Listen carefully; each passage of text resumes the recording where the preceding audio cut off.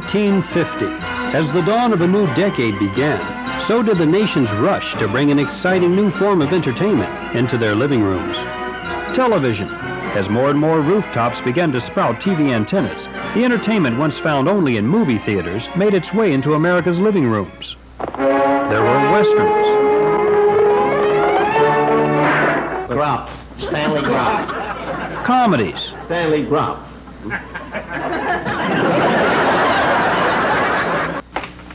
Dramas.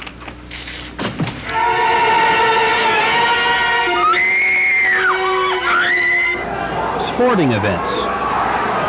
Gallardo is in real trouble. Cops and robber programs. Racket Squad. And, of course, science fiction.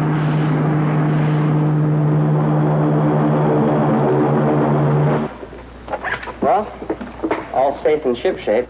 A good number of science fiction-oriented programs were aimed at a juvenile audience. Saturday mornings were dominated by the high-tech exploits of Tom Corbett, Space Cadet, Captain Video, Space Patrol, and Rocky Jones, Space Ranger.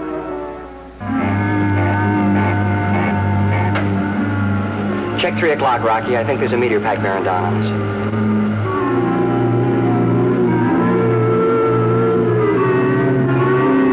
Climb over, sir? Not a chance, Rocky. Take a 90-degree port turn. We'll ride along with it. All right, port, sir.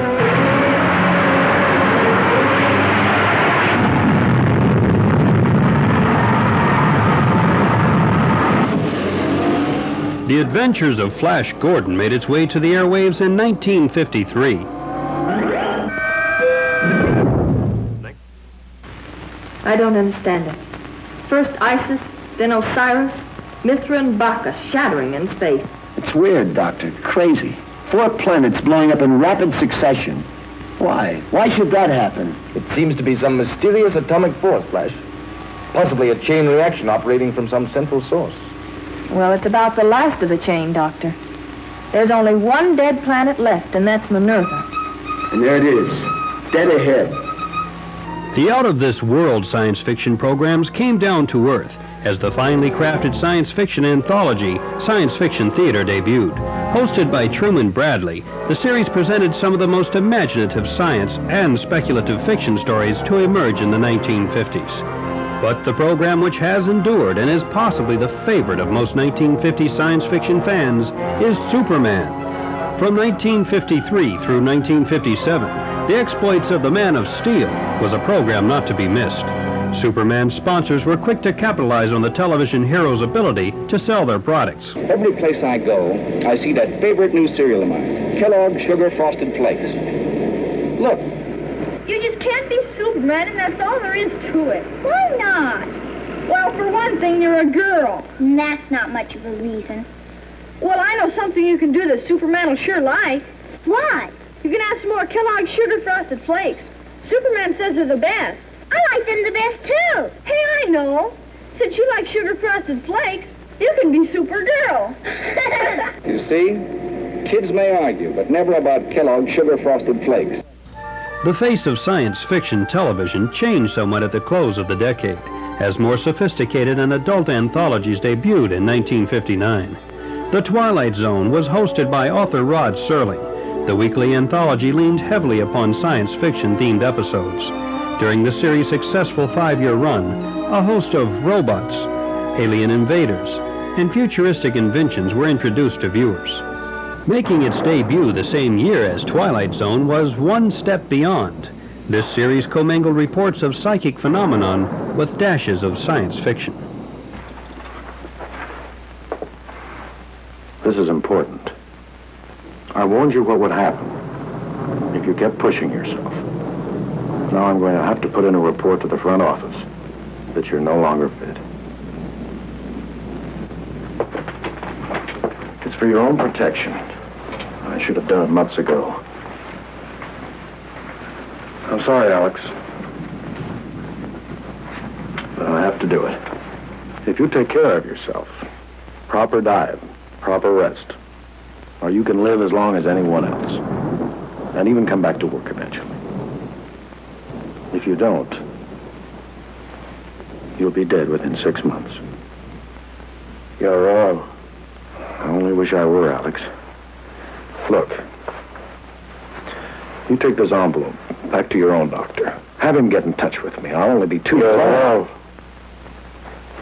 I don't have 6 months. I don't have 6 days. I'll be dead by tonight. Alex, it's true your condition is serious, but not that. When I was standing there at that wheel, it was like a million colored lights exploding in my head. That's symptomatic of a stroke. No. Suddenly, I knew I was going to die. Doesn't matter what I do. I'll be dead by tonight. I know it. While One Step Beyond dealt with the more intellectual aspects of science fiction, the fans of science fiction at its wildest were gifted with the space creature-infested series, The Outer Limits. Complex creature makeups and special photographic effects were a highlight of most episodes. The popularity of the program helped usher in a series of science fiction TV shows by one of the most prolific producers of the science fiction genre, Irwin Allen. During Irwin Allen's reign at 20th Century Fox, the imaginative producer brought a number of programs drenched in science fiction. His production of The Time Tunnel followed the adventures of two scientists who were lost in the mechanics of a time travel device, traveling at random and finding themselves at such historic sites as the Alamo and on board the Titanic. Allen cast Richard Basehart in the role of Admiral Nelson in the television incarnation of his successful feature film, Voyage to the Bottom of the Sea. For 3 years, the crew of the atomic submarine Seaview were menaced by undersea monsters, dinosaurs, underwater visitors from space, and several ghosts with an adhesion to the sea. Another Allen classic was Lost in Space, starring Guy Williams and June Lockhart. The series recounted the adventures of a family who were to begin colonizing outer space, but when their spacecraft is sabotaged and thrown off course, they are destined to journey from planet to planet, dealing with multitudes of space inhabitants. While Irwin Allen Productions was transforming 20th Century Fox Studios into a science fiction program assembly line, another program quietly began filming at the studio, one which would ultimately become the most popular science fiction program on the air, Batman. Comic book heroes Batman and Robin, with their futuristic car, the Batmobile, and an amazing assortment of crime-fighting accessories, became a pop phenomenon in 1966. Holy Guadalcanal, Batman! What now? What now? Why, everything new as Batman and Robin battle crime with a battery of wonderful new Batnovations. The Batcopter, the Batboat, the Batcycle, and Flash, a late bulletin from the Cape. 3, 2, 1. The Bat Rocket blasting off. Adam West starred in the title role as Batman, with novice actor Burt Ward appearing as Robin. Monitoring crime from their high-tech, secret underground laboratory, the Batcave, the dynamic duo, as they were to become known, would immediately mobilize when summoned by the police chief. Crime ran rampant in their fictitious Gotham City. The warped villains on the series had a true love for crime. They reveled in their villainy. Wonderfully overplaying their roles, the villains had many viewers cheering them on. See the dynamic duo dangle from new heights of danger. Careful, Robin. It's quite a drop.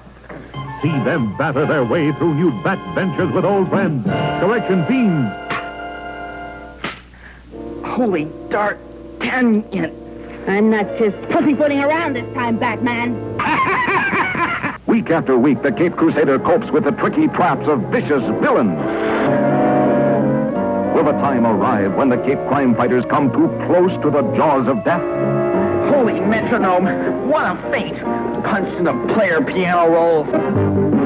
Meet their wild, weird new adversaries, the archest criminals of all time. Batman's ever-colorful array of adversaries read like a Hollywood who's who.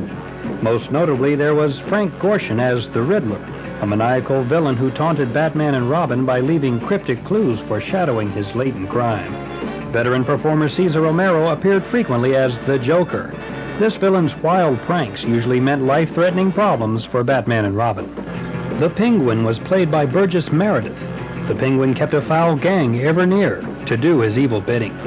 The Catwoman, Julie Newmar was the long-legged sexy nemesis who many suspected had romantic inclinations towards the Cape Crusader.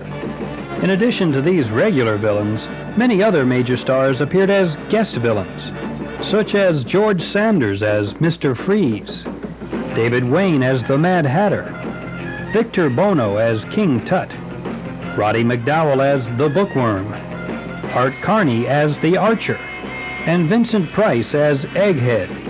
With an ever-mounting number of adversaries, the dynamic duo soon became the terrific trio. In its third season, Batgirl joined the crusade against crime. Fear not, America. They are still on duty, that legendary duo, still humbly withholding their true identity under the guises of a noble flying rodent and a commonplace backyard bird. To the Batmobile! But what's this? That's no tricycle, citizen. Holy femininity. Batgirl! Batgirl? Batgirl? Batgirl? Zap and zonk. Biff and splat. What reassurance in those sounds. Well, the dynamic duo now becomes the tremendous trio. But even the welcome addition of beautiful Yvonne Craig couldn't save the Batman series from being canceled at the conclusion of its third year. Of all the stars ever to shine on the televised science fiction horizon, the brightest was a creation of producer Gene Roddenberry called Star Trek. The premise was simple: a spacecraft exploring the heavens, providing the background for 3 seasons of thought-provoking episodes. The series starred William Shatner as Captain Kirk, commander of the starship Enterprise, Leonard Nimoy as Science Officer Spock, and DeForest Kelley as the ship's Chief Medical Officer, Dr. McCoy. Typical episodes dealt with an array of wonders the crew members encountered while on its peaceful mission of space exploration. What we are about to see is a privileged glimpse behind the scenes, a rare assembly of outtakes from the series. At the conclusion of each season's filming, the show's film editors would compile a reel of the funniest bloopers captured on film. Copies would then be distributed to cast and crew members as souvenirs. As what you are watching was literally rescued from the editing room floor, the overall quality of these outtakes will vary at times. However, the rarity and hilarity of these rare clips more than compensates for a few technical flaws. The following program is brought to you in living color on NBC. Ladies and gentlemen, due to circumstances beyond our control, the program originally scheduled for this time will not be presented. We will instead bring to you, direct from the Venice Film Festival, Star Trek, Behind the Scenes, starring William Shatner as Captain James Kirk, commander of the Starship Enterprise. God damn! Courageous champion of the universe.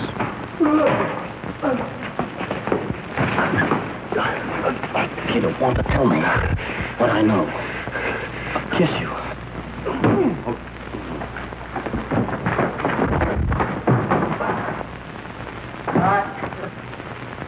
Defender of female virtue.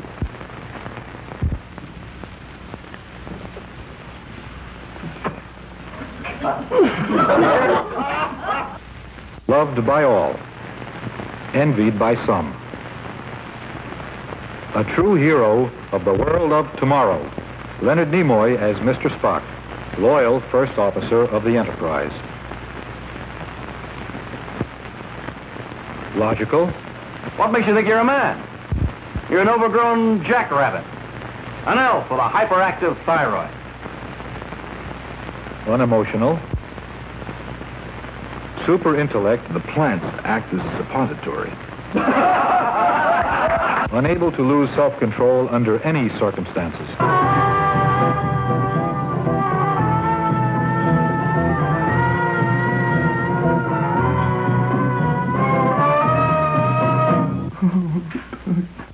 Forrest Kelly as Dr. McCoy, dedicated to his profession.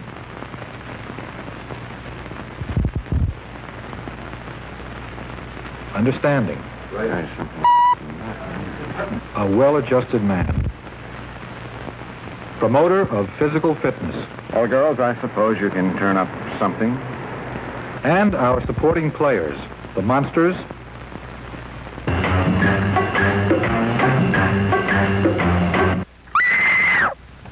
Major! Major! Horrible!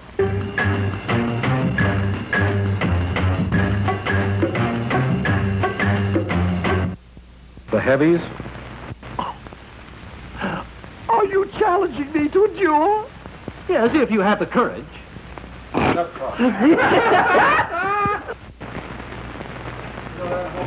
Festival! and last but not least, the girls. He thinks the public needs it. Lieutenant, put B-deck on audio. If you say so, Mr. Spark Sugar.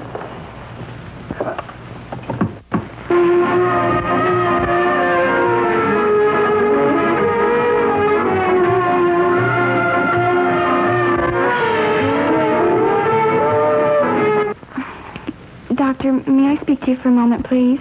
Of course. Well, I know this is going to sound foolish, but I feel like hell. I forgot what did I say? And now to our story. Captain's log, star date for... Dr. Layton was murdered while the critic... Mr. Spack. Message from Emilia 7, Captain. Are you Bill? Yeah. Funny cap. Further discoveries, there are Hi, Daddy.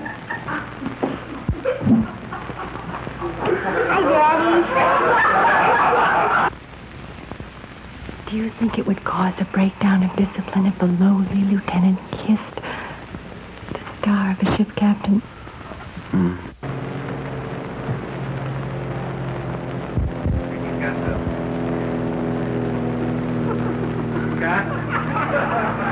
Excuse me, David.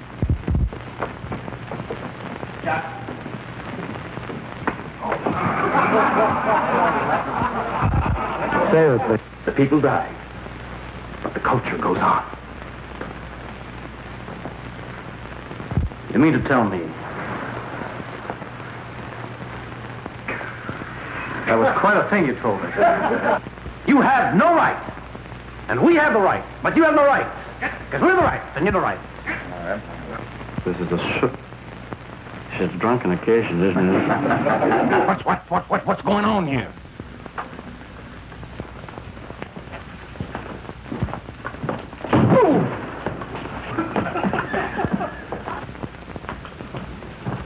Very good. Let them pass. George.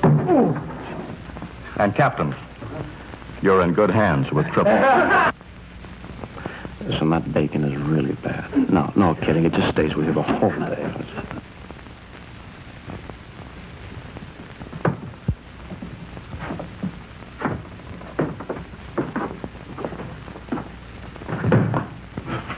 Once again.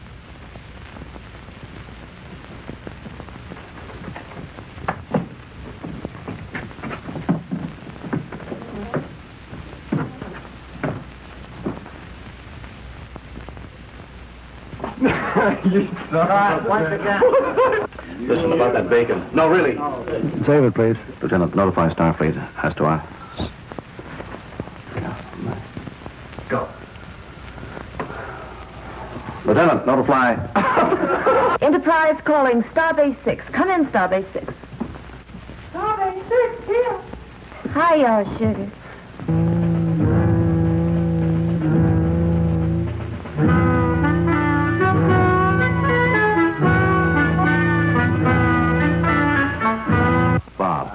Bob, don't cut. Don't cut. Bob Justman, I'm going home now.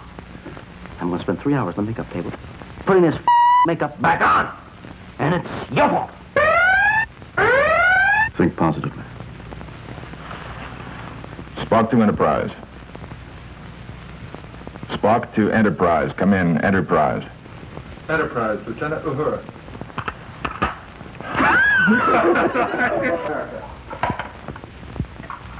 This here is a heater, boss.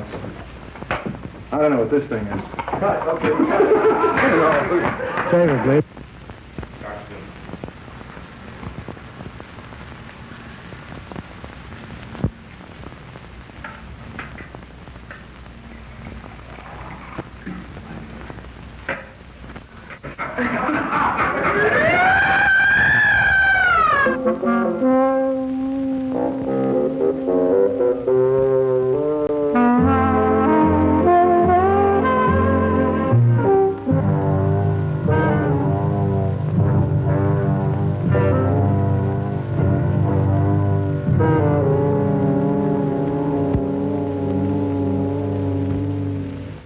Damn Indians.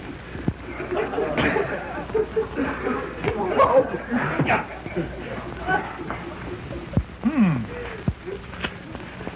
don't have to find out what's the matter with it. You must know.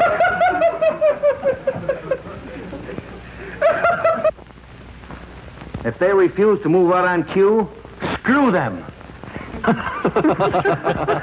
Save it, please.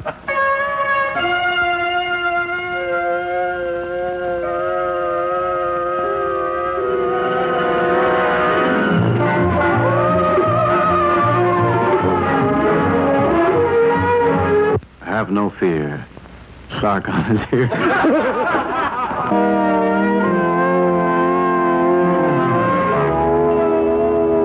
I want you to know, in the rushes, I am doing this shot under protest. Would you like to do it again? Don't anybody move.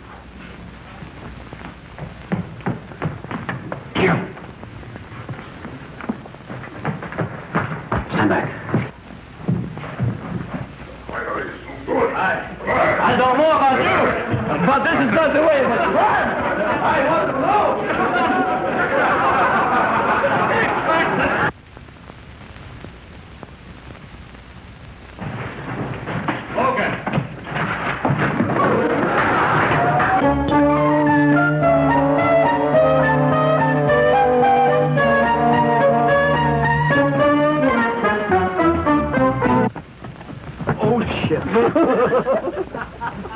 Save it, please.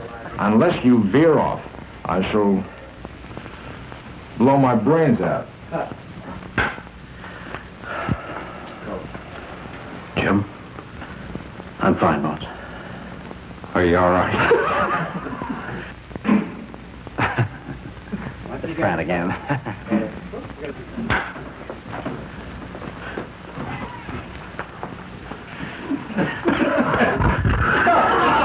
Save it, please.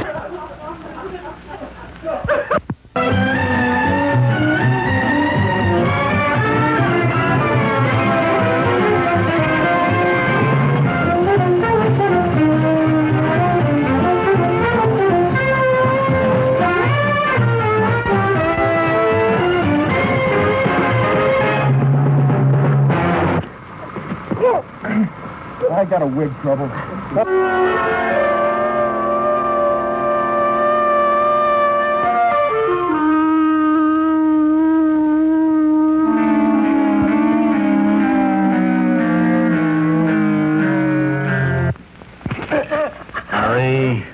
Hurry. I thought you were going to curl my... Save it, please. I beg your pardon. Then hold your position.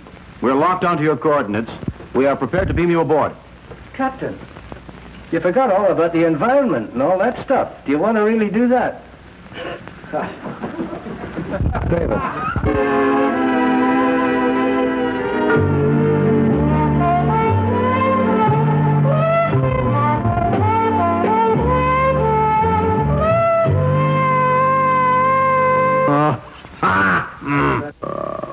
Captain, are you all right? You sound tired. Acknowledge, Captain. Is everything all right? Okay. Somebody help the captain! May our 5-year mission expand to 10, and the gallant crew retain their nobility as the royalty of the final frontier.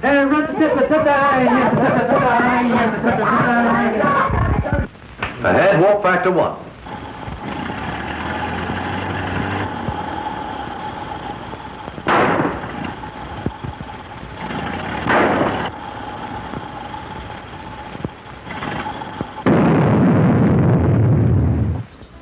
Following the third season of Star Trek, the series was canceled. However, in the minds of multitudes of Star Trek's followers, the series could not die. Fans of Star Trek mounted letter-writing campaigns to the network demanding the program be returned to the air. While their efforts failed to renew NBC's interest in the series, the letters did demonstrate that there was enough interest in the program to spin off a theatrical motion picture based on the television series. Thus, Star Trek the Motion Picture was produced and led to a successful and diverse series of Star Trek films. Inspired by the initial television success of Star Trek, a number of intellectual science fiction series debuted. The Invaders cast Roy Thinnis as a man who witnesses the landing of a spacecraft. The aliens take on human form in an attempt to infiltrate, then conquer Earth.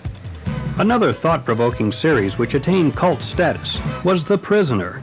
The 17 episodes of the series focused on Patrick McGowan's efforts to escape the mysterious village where he's held a prisoner. In 1974, Darren McGavin starred as an unlikely hero of Kolchak, the Night Stalker. Portraying a reporter working at a fictitious Chicago-based newspaper, the character Carl Kolchak would encounter a different monster in each episode. The series was developed for television following the astonishing success of a movie of the week, also entitled The Night Stalker, which claimed the highest ratings ever achieved by a telefilm prior to its debut in 1972. Unfortunately for Kolchak fans, the TV series did not meet with the same success and was canceled following 20 episodes. Another popular series inspired by a made-for-TV movie was Night Gallery. This anthology series blended elements of horror and science fiction tales to arrive at the unique concept of presenting 2 or 3 different stories per installment. The series marked the welcome return of Rod Serling to television. As he did years earlier with Twilight Zone, Serling would introduce the various playlets. The next 15 years saw a smattering of attempts by television to revitalize interest in the science fiction genre series.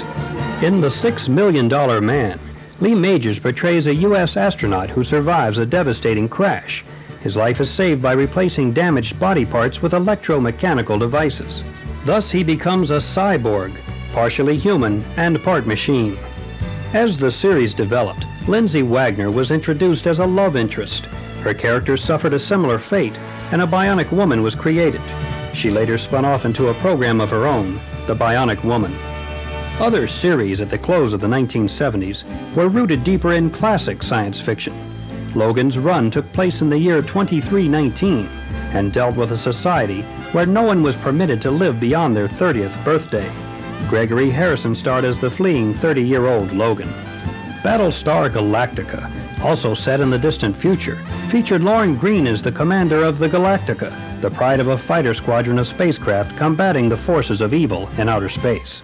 In Buck Rogers in the 25th Century, Gil Gerard starred as the pilot of a spacecraft cruising through the galaxies after having been frozen in suspended animation for 500 years. With the debut of Buck Rogers, veteran television viewers had come full circle. 30 years earlier, a more primitive version of Buck Rogers was among the first programs to illuminate America's living rooms in April of 1950. And as television producers reached back to the classic programs for general guidance and reference, we were assured that for countless television seasons to come, we would see the shadows of the classic science fiction programs of television's glorious past influencing newer productions. Programs such as Wonder Woman and The Incredible Hulk were heavily influenced by superheroes of an earlier era.